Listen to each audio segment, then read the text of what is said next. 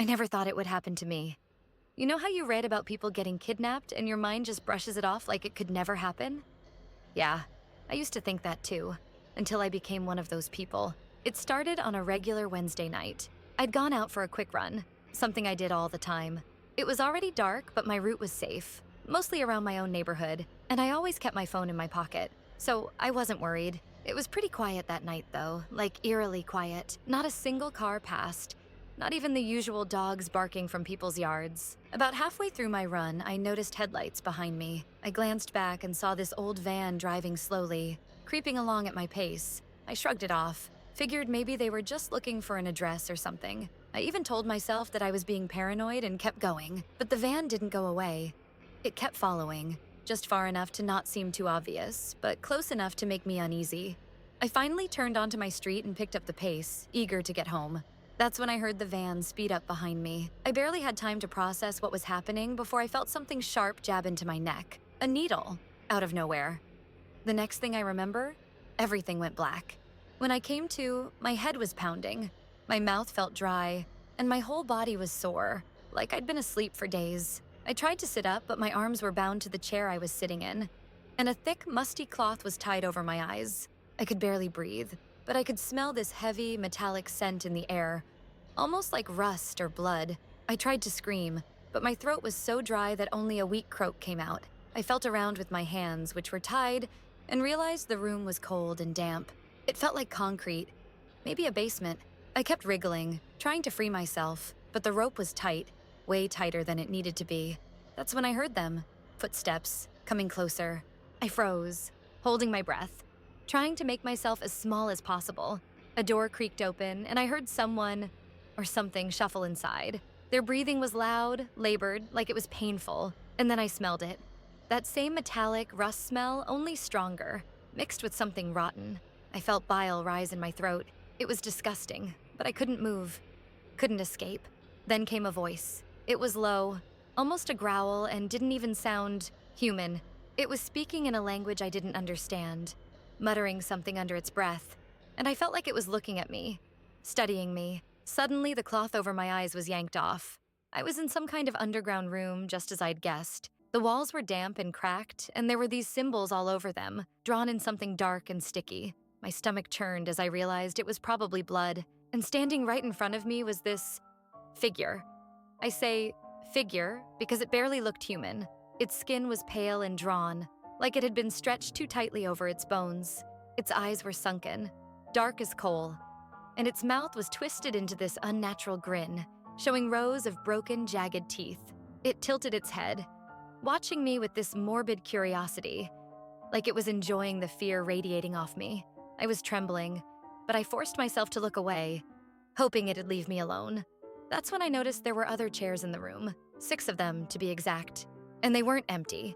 I almost screamed when I saw what was in the other chairs. Bodies in various stages of decay, slumped over, staring blankly at the floor, tied up just like I was. Some of them still had skin, but others, they were just skeletons, like they'd been there for years. My stomach flipped, and I had to fight back the urge to scream. The creature, or person, I don't even know what it was, leaned in closer, sniffing me like it was inspecting a meal. Then it muttered something in that strange language again, a string of guttural sounds that I couldn't make sense of, but the way it looked at me, it felt like a warning, like it was deciding what to do with me. At that moment, I knew I had to escape, or I'd end up just like those other bodies, forgotten, decaying in this nightmare of a room. So I forced myself to stay calm, watching as it moved to the far corner of the room, fiddling with something out of sight. I could feel the ropes loosening on my wrists, just barely, but enough. Slowly, quietly, I wiggled my hands until I could slip one free.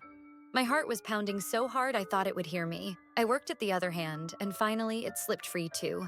I didn't dare look over my shoulder as I carefully stood up, every muscle in my body screaming to just run. I inched toward the door, hoping it wouldn't notice. But as I reached the handle, I heard a low growl. My heart stopped as I turned around. It was standing there, eyes locked on mine. Its head tilted like it was disappointed. I didn't wait.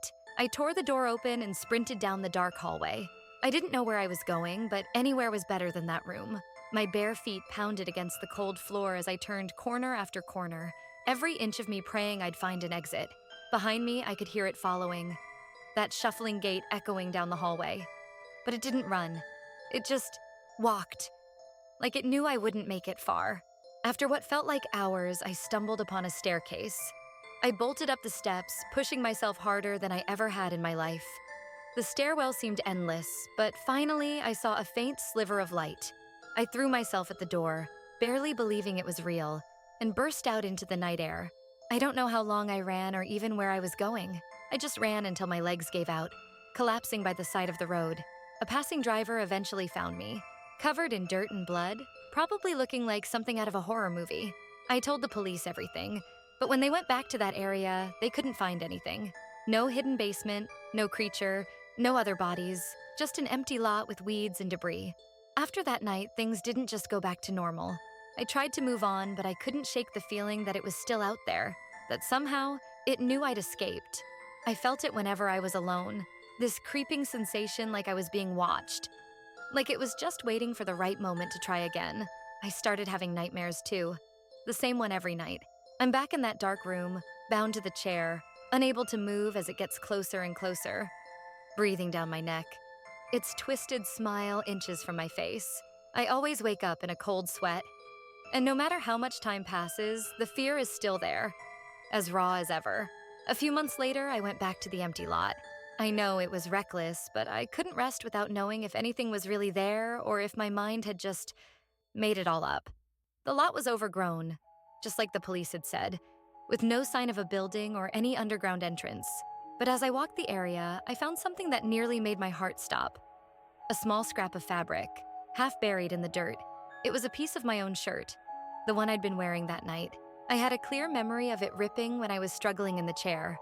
I felt dizzy, like the ground was shifting under me, and I had to get out of there. I didn't want to know what else might be buried under those weeds.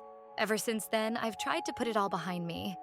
But there are still nights when I'll be drifting off to sleep, and I'll hear that low, labored breathing in my ear, or I'll see a shadow at the edge of my vision, grinning in that twisted, unnatural way. I don't know if it's all in my head or if it somehow found a way to follow me, but I haven't run outside since. I don't go out alone anymore. And every time I leave my apartment, I make sure to double lock the door, hoping that it'll be enough to keep it, whatever it is, out of my life for good.